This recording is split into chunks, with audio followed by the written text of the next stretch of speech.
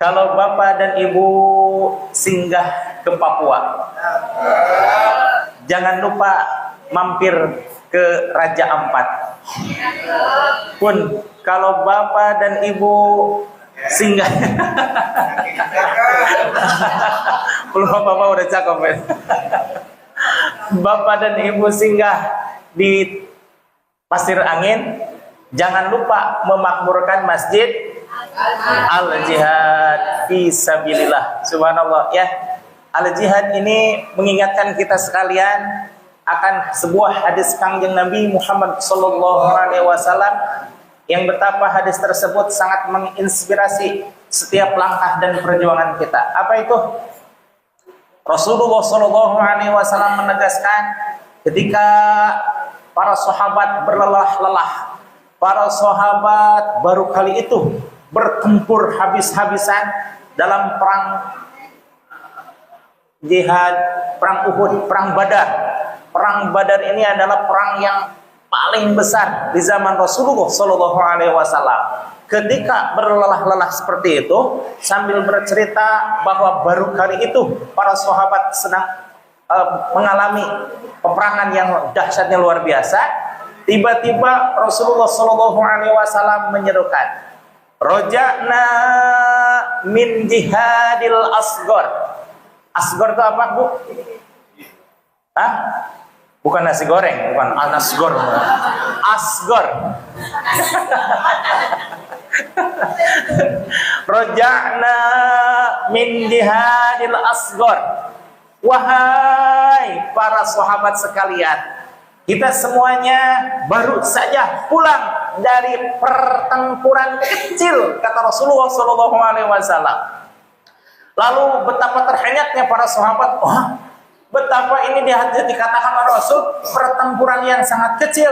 Lalu bagaimana Rasul pertempuran yang sangat besar, sedangkan ini memerlukan memerlukan biaya, tenaga dan keahlian yang luar biasa, dan sepanjang sejarah baru kali itu melakukan peperangan yang sangat besar, kata para sahabat. Kata Rasulullah SAW, jihadul akbar ay jihadun nafsi. Sekali lagi, jihadul akbar ay jihadun nafsi. Jihad yang paling besar adalah jihad melawan hawa nafsu. Subhanallah ya. Ibu hadirin jamaah sekalian, ada pertempuran, ada peperangan. Kalau dalam wilayah kecil itu namanya pertempuran, bukan peperangan. Kalau peperangan itu melibatkan antar wilayah, antar negara, bahkan yang menginternasional, dunia dan akhirat, itu peperangan melawan hawa nafsu. Yang mana hawa nafsu ini dikendalikan oleh setan laknatullah. Setan kira-kira rela tidak ibu-ibu, bapak-bapak duduk-duduk di masjid kayak gini? Enggak rela. Tidak ikhlas ya. Setan paling geram kalau seandainya melihat manusia ada yang berbuat kebaikan, ada yang berbuat ketaatan, ada yang berbuat kesolehan. Karena itu si setan laknatullah berusaha sekuat tenaga untuk mengparkeun eta jalma. Apa itu mengparkeun? Mengalihkan perhatian itu orang supaya tidak terlanjur, tidak tetap dalam kebaikan tersebut. Yang tadinya ibu-ibu niatkan dari rumah untuk datang ke majelis taklim, kari-kari di majelis taklim, ayo ceramah. Yang harusnya ceramah itu satu orang, ternyata yang ceramah ini ceramah, itu ceramah, di situ ceramah, di sono ceramah, begitu ceramah, begini ceramah. Kira-kira masuk nggak itu berkah dari pengajian tersebut? Tidak ya. Maka si setan laknatullah berusaha sekuat tenaga jangan sampai ada orang yang berbuat kebaikan. Kalaupun toh sudah melakukan kebaikan, digoda lagi bagaimana supaya kebaikan tersebut digerogoti tentang hakikat dan kebenaran tentang amaliyah tersebut, supaya tidak mendapatkan berkahnya. Duduknya sih dapat duduknya, tapi berkahnya tidak dapat. barokahnya tidak dapat, tapi berkatnya dapat. Mending berkat, mending barokah. Dua-duanya atau ibu. Barokah dapat, berkat juga dapat. Itu alhamdulillah di hadapan ibu-ibu semuanya ada barokah ya, ada berkat, ada minum, ada makanan, maka silakan ya. Kecuali saya aja, jangan sampai berbicara sambil ngunyah makanan. Ya, yang terjadi adalah kabulan. Kemudian maka silakan ibu-ibu, tapi makan dan minum dengan tertib ya. Insya Allah di dalam Al-Hikmah Al-Hikam nomor 85 84 ya, Tuan Syekh Ibnu Athaillah As-Sakandari mengingatkan kita akan suatu hal yang subhanallah ya. Ini baru pertama kali Tuan Syekh menyatakan suatu maksud, tapi dari kebalikannya. Kalau di kita mah mungkin ada pertanyaan seperti ini. Yang di bawah ini adalah hal-hal yang termaksud dalam mad tabi'i, kecuali titik-titik. Nah, seperti itu ya. Kalau dalam ujian anak-anak itu ada 8 kecualinya. Seperti halnya Tuan Syekh Ibnu Athaillah menyatakan seperti itu di dalam Al-Hikam nomor 85-nya, bahwa mata fatahallahu laka babal fahmi, di mana saja Allah membukakan tentang pemahaman fil man'i, dalam suatu larangan, maka adal man'u, bisa jadi larangan tersebut huwa ainul atha', itu adalah hikmah pemberian yang sangat agung dari Allah Subhanahu wa taala. Mana maksudnya? Salah satunya ketika Allah menyatakan di dalam Al-Qur'an lafaz la atau mana'a, larangan. La, contohnya la taqrabus sholata wa antum sukara. Kalau di zaman sekarang kalimah ayat ini sudah ditaksis ya, karena larangan Allah Subhanahu wa taala, subhanallah, luar biasa ibu. Larangan Allah Subhanahu wa taala itu tidak saklek serta-merta, jangan saja, tapi ada tahapan-tahapan tertentu. Contoh, ketika Allah akan melarang minuman khamr yang itu sudah jelas-jelas memabukkan, Allah tidak serta-merta untuk melarang dengan lafaz la atau tidak atau mana'u, larangan, tidak. Tapi Allah melalui tahapan-tahapan psikologis, melalui ayatnya, yas'alunaka 'anil khamri wal maisir. Wahai Muhammad, di antara umatmu nanti akan ada yang bertanya tentang khamr, tentang minuman keras. Kul, katakan olehmu wahai Muhammad, fihima ithmun kabir, bahwa di dalam khamr tersebut terdapat dosa yang sangat besar. Namun di samping dosa yang sangat besar, memang ada wa nafa'a bihima, ada juga manfaat dari khamr tersebut. Mungkin gitu ya. Apa itu manfaat dari khamr? Kata orang-orang, khamr itu menghilangkan stres. Ketika minum abok. Betul, menghilangkan stres. Tapi selesai minum, puyeng nuaya gitu. Dan dosanya lebih banyak. Nah, itu secara psikologis Allah Subhanahu wa taala mengedepankan pemahaman seseorang tentang sesuatu yang akan dikonsumsi itu. Walaupun memang ini ada manfaatnya seperti yang saya barusan bilang, tapi kejahatannya, madorotnya, negatifnya jauh lebih besar daripada manfaatnya. Kemudian setelah orang-orang di zaman Rasul ini ya, di zaman Rasul, kalau dulu mah khamr tidak haram, ibu biasa aja. Lagi kumul itu, abok. Dibilang enak ya memang enak. mungkin nyanyi apa lagu naon eta gitu. Pokoknya setelah manusia kaum muslimin saat itu faham bahwa ternyata manfaatnya hanya kecil tapi mudaratnya lebih besar. Kemudian setelah faham, lalu datang satu ayat lagi yang itu melalui satu peristiwa. Apa itu peristiwanya? Ketika salah satu sahabat Nabi mengimami sholat, kebetulan belum diharamkan itu haram, maka muter itu ayat, si imam membaca ayat surat pendek yang berulang-ulang. Surat apa itu kira-kira? Surah Al-Kafirun.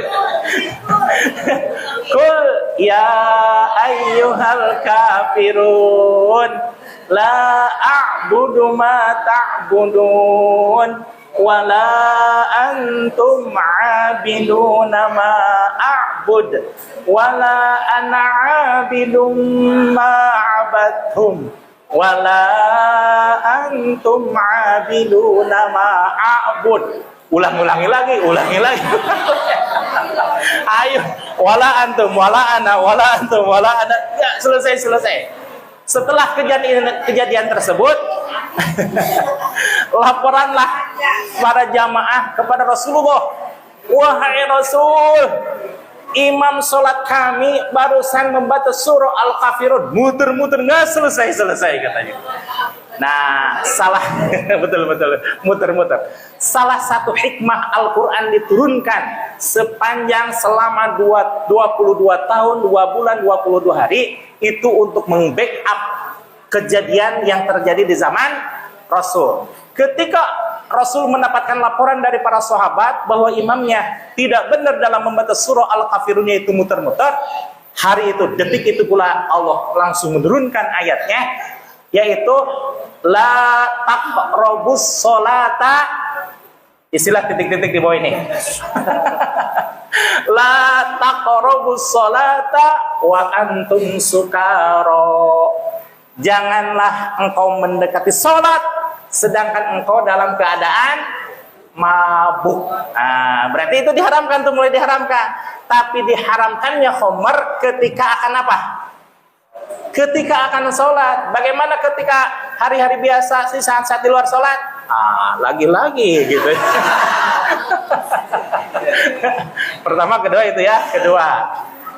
Kemudian setelah orang-orang menyadari akan manfaatnya, oh iya, kalau saya mabuk ketika dalam keadaan sholat, maka itu tidak akan selesai-selesai. Dan ketika di luar sholat, dibandingkan ketika sholat dan ketika sholat, ternyata jauh lebih maslahat akan sholat.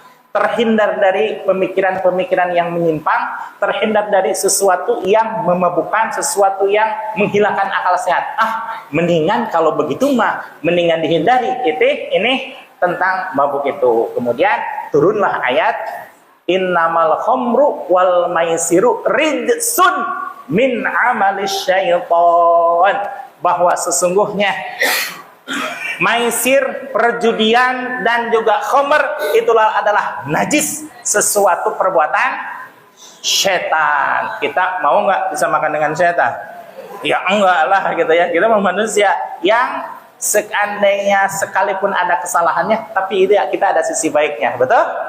Sekalipun tempo-tempo kita kadang terpleset pada kesalahan, tempo-tempo juga kita kadang hadir ke majelis ta'lim, kadang hadir ke majelis zikir, kadang sholat berjamaah dan melakukan kebaikan-kebaikan. Mungkin bagi para bapak dan ibu melakukan kesalahan sehari semalam cuma sedetik aja ya, betul ya? Betul ya. Berarti selama 24 jam 69 menit kemudian 59 detik, baiknya ada di mana itu ibu? Di tempat kebaikan kan? Alhamdulillah.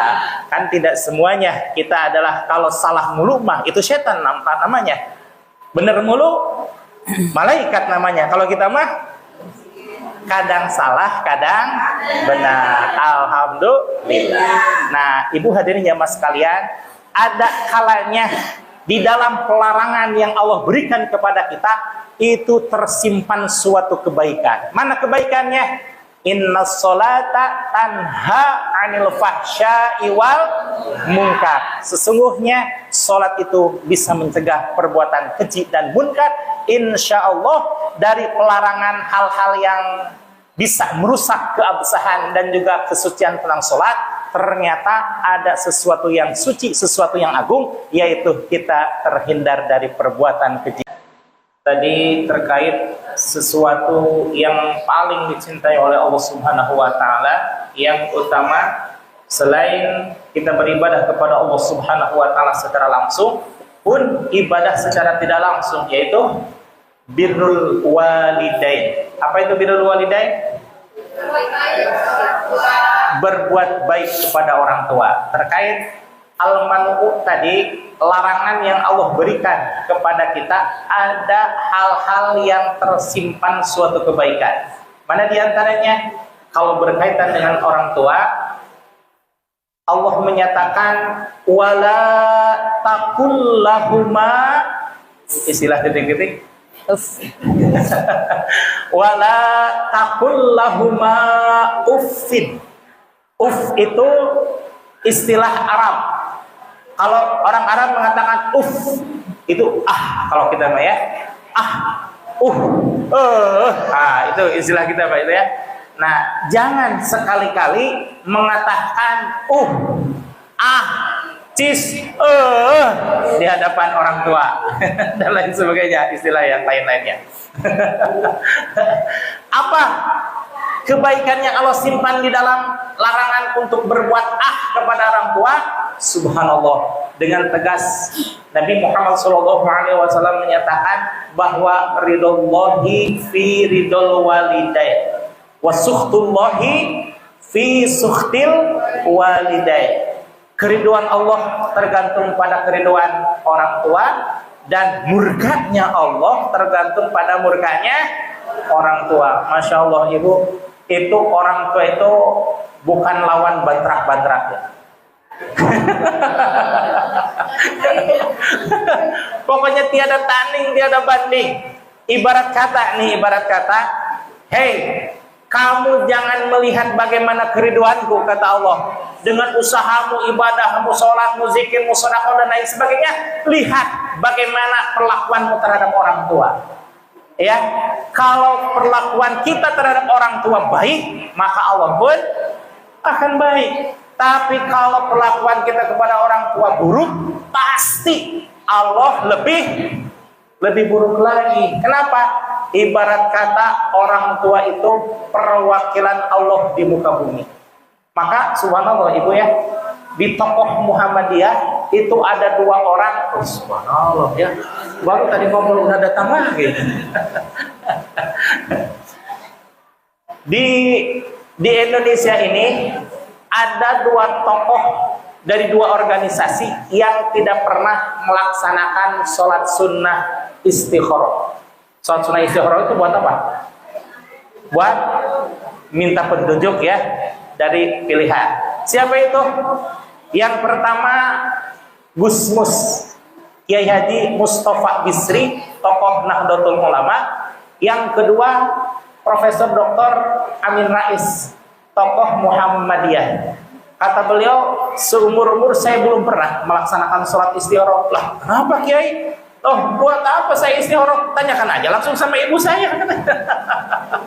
Ya, bukan berarti beliau tidak menghargai akan sunnah Rasul, bukan. Sunnah Rasul itu sholat sunnah istikharah ya, tapi penghormatan terhadap ibunya jauh melebihi kesunahan karena betapa sangat hormat dan taatnya kepada orang tua. Bahkan ketika beliau ingin sesuatu Bu, hatinya pengen Mas Sandren ke sana, tapi apa kata ibunya? Janganlah, jangan di situ, ke sana aja. Lurus, Kiai Mustafa Bisri langsung meninggalkan tujuan pesantrennya demi melaksanakan perintah ibunya. Allahu Akbar ya. Demikian juga Profesor Dr. Amin Rais ketika pengen kuliah di UI, yang mana UI itu universitas terbaik di Indonesia pada saat itu dan saat ini juga gitu ya. Tapi kata ibunya, jangan nak, sudah di UGM saja, UGM. Subhanallah, ternyata kalau di UI Profesor Dr. Amin Rais belum tentu jadi guru besar, tapi kalau di UGM, subhanallah, jadi guru besar di UGM. Alhamdulillah, itu karena berkah dari menghormati orang tua. Wala taqul lahuma uffin. Jangan sekali-kali kita mengatakan kepada orang tua. Yang ketiga, di dalam satu ayat Allah melarang Nabi Adam alaihissalam untuk mendekati pohon khuldi.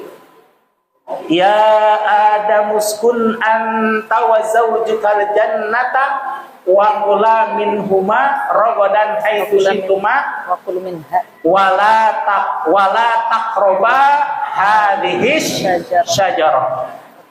Silahkan wahai Adam, engkau beserta istrimu untuk tinggal di surga sebebas-bebasnya, senyaman-nyamannya, senikmat-nikmatnya. Tapi ingat wahai Adam, jangan mendekati pohon ini, jangan mendekati pohon khuldi. Apa hikmah dari larangan Allah? Subhanallah, ternyata itu adalah Allah ingin menunjukkan hak prerogatif Allah Subhanahu wa ta'ala. Walaupun Allah Maha Rahman, Maha Rahim, tapi ada satu hak yang tidak boleh dilanggar oleh siapapun termasuk Nabi sendiri, yaitu jangan melanggar larangan Allah.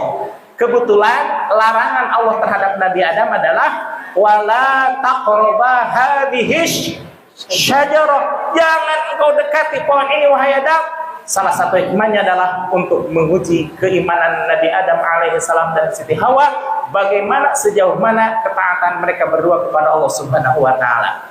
Nabi Adam dan Siti Hawa asalnya biasa-biasa saja, taat kepada Allah, sangat mentaati larangan Allah untuk mendekati pohon ini. Tapi kira-kira siapa yang geram dengan kesenangan Nabi Adam ada di surga? Siapa?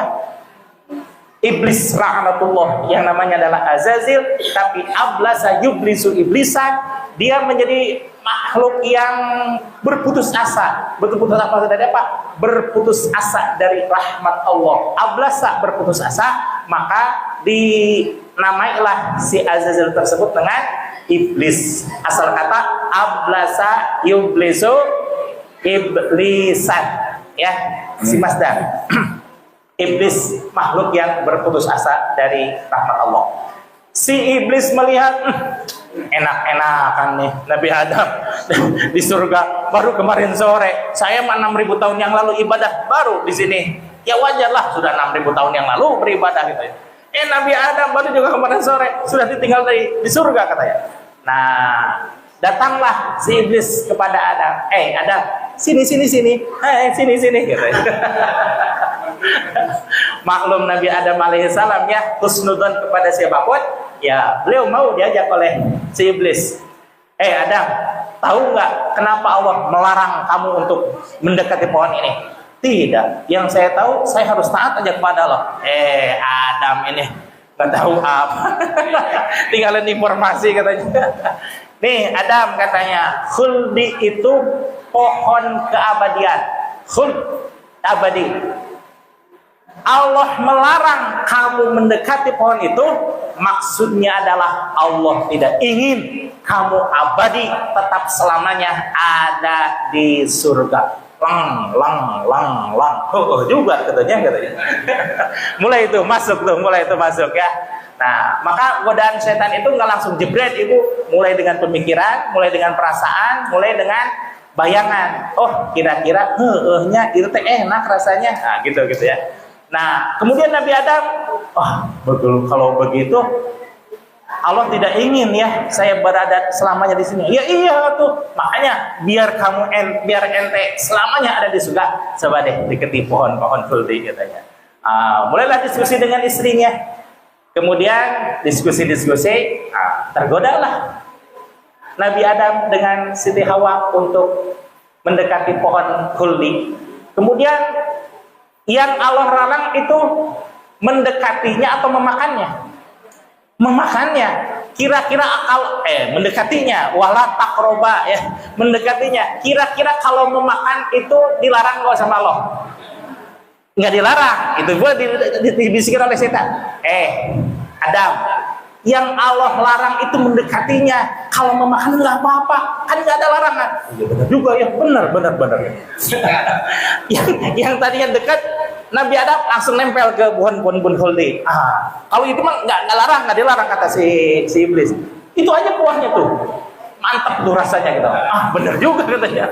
Lalu dipetiklah dan dimakanlah buah tersebut oleh Siti Hawa dan Nabi Adam alaihissalam. Ya, kira-kira ibu, kalau untuk zina, mohon maaf, zina yang Allah larang itu zinahnya apa mendekatinya? Nah itu maksudnya include gitu ya. Yang Allah larang hanya mendekatinya, tapi kalau zinahnya pengertiannya bukan seperti itu. Jangankan zinahnya, mendekati saja dilarang gitu maksudnya ya. Jangan lihat bahkan bahaya ibu. Beragama hanya bermodalkan terjemah. Wah, ini wala taqrabuz zina, ini yang dilarang Allah itu kan mendekatinya. Berarti kalau zinahnya itu kalau terjemah. Tapi makna yang sesungguhnya adalah jangankan zinahnya, dekat-dekat dengan zinahnya saja. Apa itu dekat-dekat dengan zina? WA-an. Habis WA-an titip salam. Habis titip salam ketemuan, ngabaso dan lain sebagainya. Itu yang Allah larang itu mendekatinya. Tapi subhanallah, ada hikmah yang tersendiri. Kenapa Allah inspirasikan kejadian Nabi Adam untuk umat manusia? Supaya menjadi inspirasi bagi kita sekalian. Singkat cerita, Nabi Adam terpleset, kemudian berdoa istighfar kepada Allah Subhanahu wa taala. Doanya bagaimana? Doa yang paling tua di dunia ini, yaitu doa istighfarnya Nabi Adam alaihissalam. Rabbana ya Rabbana zalamna anfusana fa ilam taghfir lana wa tarhamna lanakunanna minal khasirin. Berapa lama doa itu dipanjatkan oleh Nabi Adam? Kebanyakan Nabi 3000 tahun. Nabi Adamnya 1000 tahun. Riwayat yang mutabar 200 tahun. Ibu pernah nggak berdoa 200 tahun? Belum pernah gitu ya. Nabi Adam subhanallah 200 tahun berdoa kepada Allah minta diampuni, tapi Allah belum berkenan untuk mengampuni doa Nabi Adam alaihissalam. Artinya saat itu selama 200 tahun Nabi Adam menyimpan dosa kepada Allah Subhanahu wa taala. Diriwayatkan ketika Nabi Adam alaihissalam berdoa sudah lama tidak juga diampuni oleh Allah, kemudian teringat ketika beliau diciptakan oleh Allah, Nabi Adam melihat alal qawaimil arash, di tiang-tiang arash tertulis maktuban la ilaha illallah Muhammadur Rasulullah sallallahu alaihi wasallam. Kalau dari awalnya lamma qatarafa adamul khati'ah, ketika Nabi Adam terpleset pada satu kesalahan, Nabi Adam alaihissalam faqala, kemudian berseru kepada Allah Subhanahu wa taala, ya Rabbi, inni as'aluka bihaqqi Muhammadin Allah ghafartali. Amma ghafartali. Ya Allah, ketika itu Nabi Adam alaihissalam memohon kepada Allah, ya Allah, dengan haknya Nabi Muhammad sallallahu alaihi wasallam, aku memohon ampun, semoga Engkau berkenan mengampuni dosa-dosaku.